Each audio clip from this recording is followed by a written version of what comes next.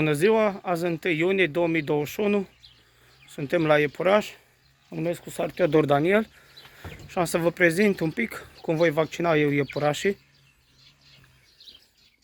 Aici avem femela de la bronz, cea mai bună femela mea. Aici avem vaccinul.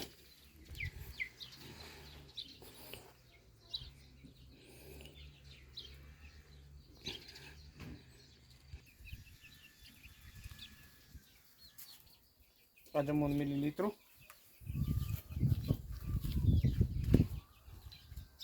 Dăm aici subcutanat.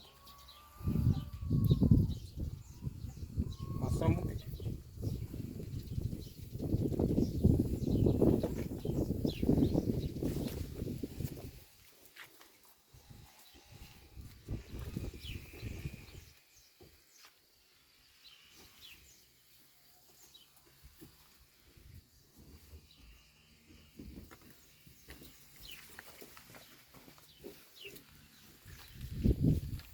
Aici avem cea mai reușită femelă.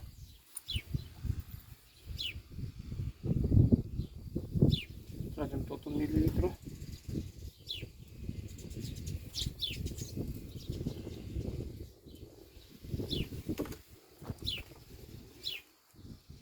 Dăm aici subcutanat, împingem acul complet pe piele, păsăm și palpăm apoi.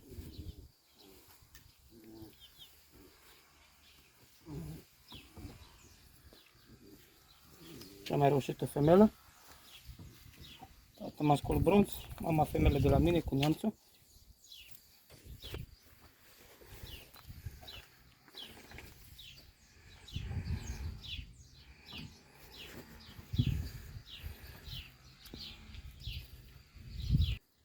Urmează să mai facem un mascul de uriaș alb.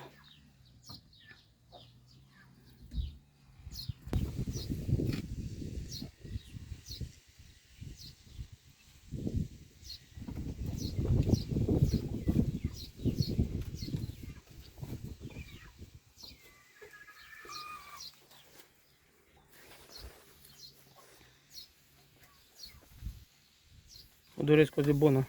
La revedere!